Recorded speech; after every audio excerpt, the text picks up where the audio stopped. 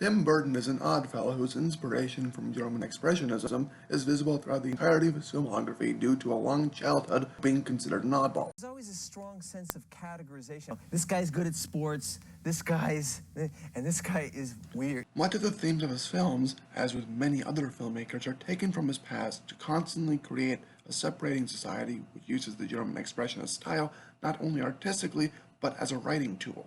First, German Expressionism is characterized by exaggerated angles, pounds of makeup, and general leniency towards Gothic-esque architecture, all of which are very visible in Burton's films due to him watching movies as a child that also took ideologies from the style. When given complete creative control, he goes full German Expressionist, as seen by comparing Wayne Manor from Batman, where the Warner Bros. Company limited his creative control, to Wayne Manor and Batman Returns, where they clearly did not.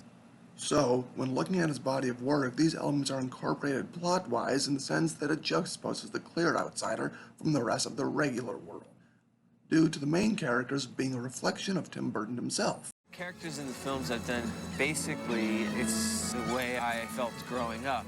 This juxtaposition is perfectly demonstrated in the opening of Edward Scissorhands, where one can tell Edward is the outsider due to his overly pale face, and being the only one who lives in a castle seemingly designed by a 15th century Gothic architect. The idea of using the extremism of the German Expressionist style as a symbolic way of separation becomes more clear, though, when looking at films like Beetlejuice or Corpse Bride, where it's not used on its protagonist, but still for alienation. And in contrast to the idea of German Expressionism being used for this juxtaposition, there is the case of Nightmare Before Christmas that was only produced by Tim Burton and rather directed by Henry Selick.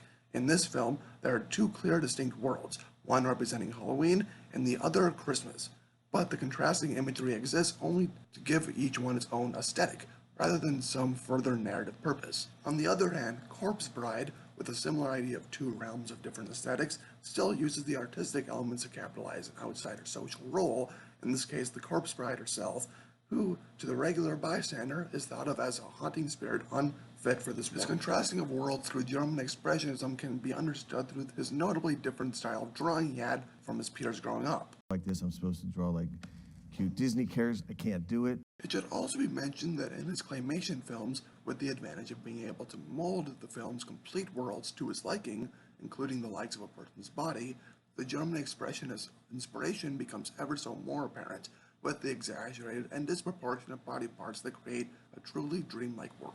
Despite having a clear respect for old German Expressionist films, he still manages to use the grotesque elements that come with this film style as a source of humor, whether this be having fun with uncanny physical objects, using subject matters that are considered lucrative in other types of films as common plot threads, bioexorcism, I don't get it, or just straight up lifting frames from other films for the use of parody. Burton's childhood attracted him to the paranormal and odd, which is shown both artistically in his films as well as what draws him towards his script in the narrative sense.